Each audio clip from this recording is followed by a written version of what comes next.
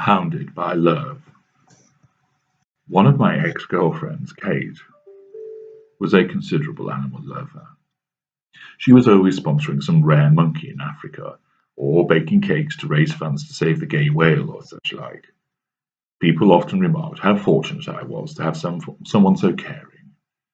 I would tell them that if she spent less time playing Dr. Dolittle, then maybe I would not have to sleep in the spare room so often, to remind her of who she should actually be focused on. I remember this used to get me some puzzled looks, and for an instant I could not understand why, but then over time I worked out that they would have thought that I was being mean. So I used to tell them instead that the bed was always full of her dogs, so there was no room for me. They would smile and nod. It was too easy. Another lie. You see, people will, most of the time, take the path of least resistance, and this means that they will accept most explanations so long as there is some degree of plausibility about them. People need to find a reason, and especially those of an empathic nature have to do so. Provide a reason to explain something away, and people will accept it. This is one of the main reasons why we are able to do as we do, because people either accept the explanations that we give for what is otherwise aberrant behavior, or they find a reason or explanation themselves, which is either blaming some third-party event or influence, or ultimately, being the self-flagellating individuals that they are, they blame themselves. They do this rather than seeing the behavior for what it is. I do not state this from a position of blaming people for thinking and behaving that way. It is understandable that they do. They do not know what they are dealing with. They do not realize the person that they are engaging with is a narcissist, and they, as truth seekers, need to find a reason to explain the behavior. They need to know, and this invariably causes them to fall for what we tell them, or what they tell themselves.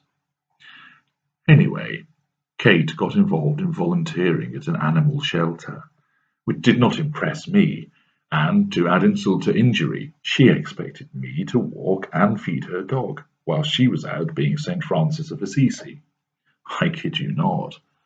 So, on the 2 evenings when she was helping out, I would invite her sister Amanda over.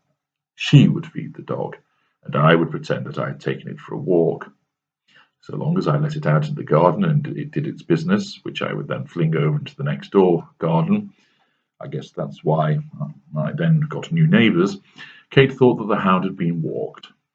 Thus, doing this, I was also able to lure in Amanda. She was low-hanging fruit. Ignored by her boyfriend, it only took a couple of weeks of text and declarations of compatibility, and I was bedding her each time she came round.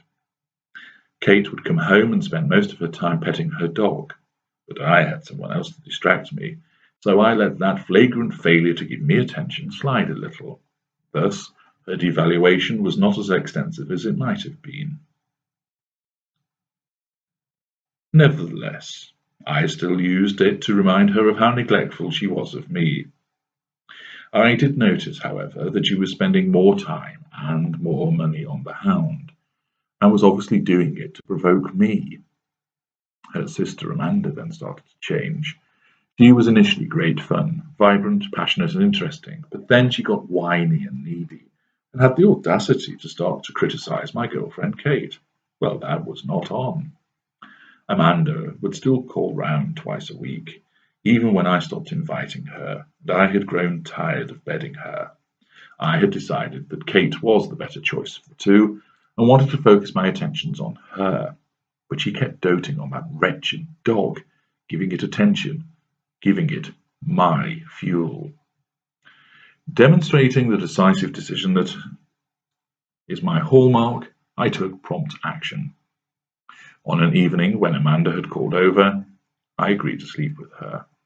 Before doing so, I let Pooch out into the garden and opened the gate.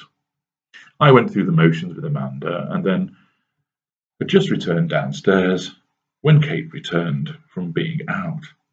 A few moments passed, and then she began to call for the dog, and with increasing urgency. The hound had gone, escaped through the gate, I blamed Amanda. Cue sibling fallout. The upshot of it all was that Kate never spoke to her sister again. Amanda never called round again and did not pester me, and that wretched dog was gone. 2 birds and all that.